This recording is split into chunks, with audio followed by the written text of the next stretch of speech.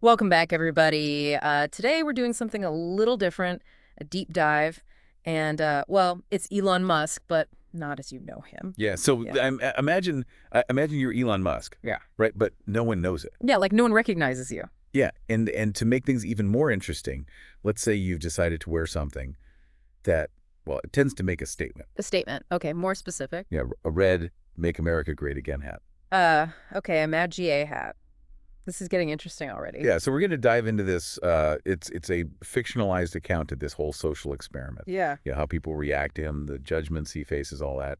Interesting. So we're looking at how this one simple change, like, really changes how people see him and interact with him. Exactly. It's all about perception and bias and, how those things play out in the real world. So we've got excerpts right from what seems like a story about this experiment. Yeah, that's right. It's not like a scientific study or anything, but it's a really compelling narrative, and it raises some important questions about how we see the world. Okay, so let's get into it then. So Elon Musk, why is he doing this?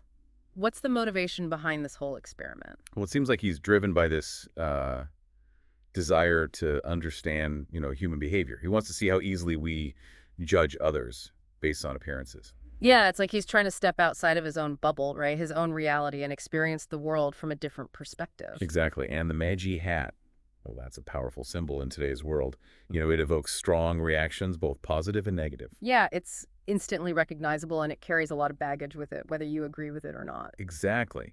So by wearing it, he's deliberately putting himself in a position where those assumptions, those biases, become his reality. It's like he's trading instant recognition and privilege for a chance to see how deeply rooted those biases really are. Right. And, the experiment starts at the airport, which is already a place that's full of stress and anxiety. Yeah, everyone's on edge rushing to get where they need to go, security lines, the whole thing. Exactly. Yeah. But for Elon, with the Magiad hat firmly in place, things take a turn pretty quickly. In what way? Well, security becomes an ordeal. Oh, really? Okay, so it's not just, the usual hassle everyone goes through. No, it's more than that. Right from the start, you see this in-group, out-group bias at play. The hat instantly categorizes him, puts him in this out-group. So he's immediately seen as different as someone who doesn't belong. Exactly. And that triggers suspicion scrutiny. The TSA officers, they go beyond standard procedures. They're questioning his motives. They're rifling through his belongings. Really? Wow, it's like they're looking for something to confirm their suspicions. Yeah, and it's a stark contrast to how he's usually treated. Right? Right, he's used to VIP treatment, but here he's treated like a potential threat. It's almost like the hat has become this lens that distorts how people see him. They're not seeing Elon Musk anymore. They're seeing the hat. Yeah, and this is where the concept of stereotype threat comes into play. Yeah. He's now subject to all these negative stereotypes associated with the hat. So even if he doesn't personally hold those beliefs, the fact that he's wearing the hat makes him a target for those judgments. Exactly, and that pressure to conform to those stereotypes, even if they're unfounded, can lead to anxiety, self-doubt. Oh. It can really mess with your head. And it's not just the security officers, right? The reactions from other passengers, they also paint a pretty bleak picture. Yeah, they stare, they whisper, they make snide remarks. Yeah. It creates this hostile environment, and it's all fueled by the hat. It's really unsettling to see how quickly things escalate just based on this one piece of clothing. And these subtle but frequent slights, they're often called microaggressions. Microaggressions? Yeah, they accumulate and create this sense of otherness.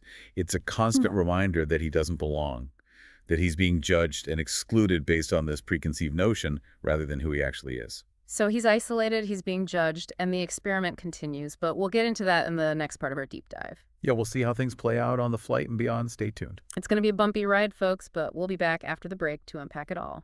See you then. It's wild to think like he's actually getting a taste of what it's like to be on the receiving end of that kind of judgment. It's like he's been thrust into this reality that many people face every single day, constantly navigating a world where they're seen as different as other. Yeah, judged and dismissed before they even get a chance to speak for themselves. Exactly. And what's interesting is the emotional toll this takes on him.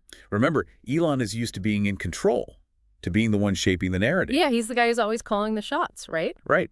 But here, he's completely at the mercy of others' perceptions, and it's clear that it's a disorienting experience for him. I can imagine there's this one part in the story where he's sitting alone at an airport gate, just watching families, laughing, interacting freely, and Hmm. and he feels this pang of envy, like he's yearning for that same sense of belonging, that freedom from judgment that we often take for granted. Right. It really speaks to that fundamental human need for connection. Yeah. We're social creatures. We crave interaction. We want to feel like we belong. Yeah. It's almost like that basic need gets amplified when it's suddenly taken away. Exactly. And when that connection is disrupted, even for a temporary experiment like this, it can have a profound impact on our well-being. And it's not just the emotional impact. The experiment also reveals how bias can affect even the most mundane Oh, interactions. absolutely. Like there's this scene where his luggage gets lost and the airline staff is just dismissive, almost accusatory. Like it's his fault somehow. Exactly. It's as if the hat has made him a target for their frustration. So they're not just seeing a traveler who's inconvenienced, they're seeing someone who maybe deserves it. Right. It's this classic example of confirmation bias. They Okay. see the hat and it reinforces their existing beliefs. So instead of helping him, they're basically confirming their own prejudices. Yeah. And it's not just strangers. Even those who are supposed to be providing a service, they treat him differently. Give me an example. He's denied a room at multiple hotels, refused service at a coffee shop, can't hail a taxi all because of that hat. Wow, so it's like this constant barrage of negativity just following him around. And this is where we see the real insidious nature of implicit bias. You know, Implicit bias. yeah, it operates below the level of conscious awareness. It influences our actions, our decisions, without us even realizing it. So it's like a hidden script that's dictating how we interact with the world. Exactly. And it often leads to unfair and discriminatory treatment, even when we think we're being impartial. It's kind of disheartening to see how pervasive it is, how easily these biases can manifest in everyday situations. But in the midst of all this negativity, Mm. there are these glimmers of hope, these moments where individuals break free from that script and choose to connect on a human level. Oh yeah, like those moments of unexpected kindness. Yeah, exactly. And there's one encounter that really stands out is with a homeless man who approaches him. Okay. And it's not to ask for money, but to offer a few words of understanding. Really? That's amazing. Yeah, he recognizes the judgment, the assumptions that come with appearances because he's experienced it firsthand. Right. It's like they're both subject to these same societal forces, even though their circumstances are so different. And it highlights the fact that empathy can exist even in the most unexpected places. It's a powerful reminder that we're all human and we all share these common experiences. And then there's the flight attendant, who, much to his surprise, recognizes him despite the hat. Okay, so someone actually sees past the disguise. Yeah, and instead of shunning him or treating him differently, she expresses admiration for his willingness to step outside his comfort zone. Like she respects what he's trying to do. Exactly. And this encounter is significant because it demonstrates the power of individual agency, even in a system that's rife with bias and prejudice. So it's like a reminder that we all have a choice in how we respond to these situations. Exactly. We can choose to perpetuate those biases or we can choose to challenge them. And in this case, she chooses to see him as an individual. Right. And it's like she's offering him a lifeline, a reminder that connection and understanding are still possible, even in a world that often feels divided. It's like that one interaction gives him the strength to keep going. And it speaks to the transformative power of human connection. Yeah.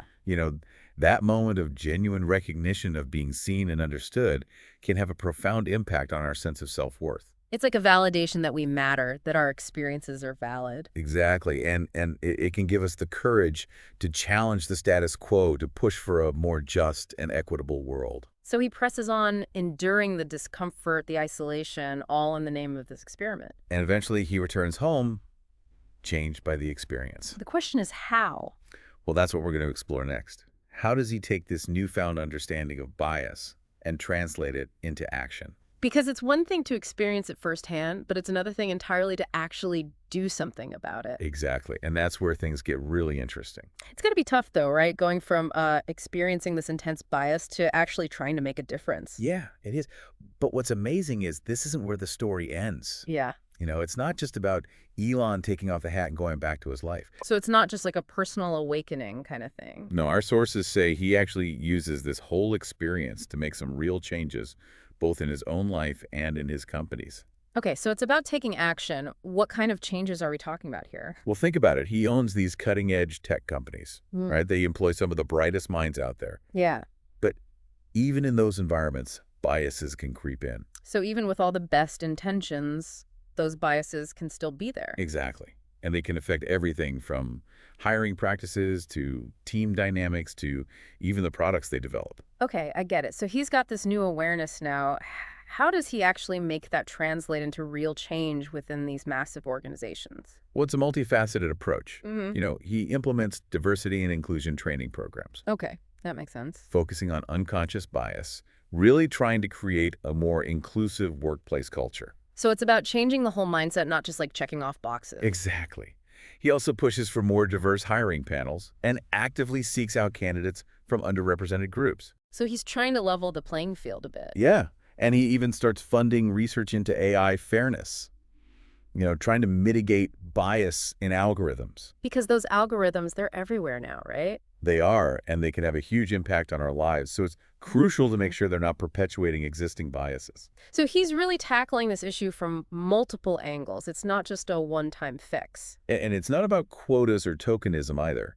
It's about creating a culture where everyone feels valued, respected, and empowered to contribute their unique talents and perspectives. And hopefully that leads to better outcomes for everyone. Absolutely. Better decisions, more innovative products, and ultimately a more just and equitable society. It's like he's using his platform, his influence, to amplify the lessons he learned from this experiment. Exactly. And he even starts speaking publicly about the importance of empathy, challenging others to examine their own biases. So he's trying to spread the message, get people thinking about these issues. Yeah, and that's where the real power of this story lies. It's a reminder that we all have a role to play in challenging prejudice and discrimination.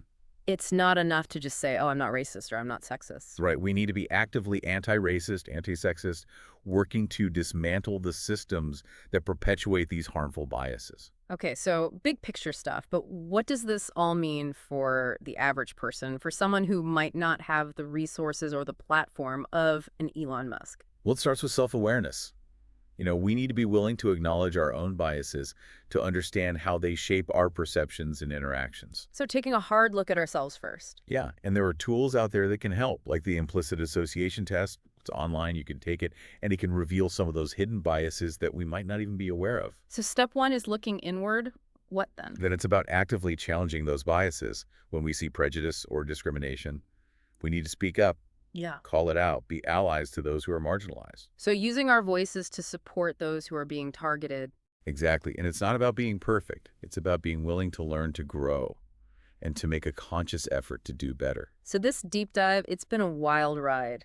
It's amazing to think that even someone like Elon Musk, with all his privilege and resources, can be so deeply affected by bias and prejudice. Yeah, and it shows us that these forces are everywhere, shaping our perceptions, influencing our actions, often in ways we don't even realize. But it's also a story of hope, right? It shows us that change is possible, even in the face of these deeply ingrained biases. Exactly. It starts with each of us, examining our own beliefs, our own actions, and choosing to create a more just and equitable world. So if you're listening and this has resonated with you, don't just let it sit there, take that feeling and do something with it. Start a conversation challenge, an assumption, educate yourself. The path to a better world begins with that first step, and the ripple effects can be far greater than you imagine. Thanks for joining us on this deep dive, and until next time, keep questioning, keep learning, and keep pushing for a better future. See you then.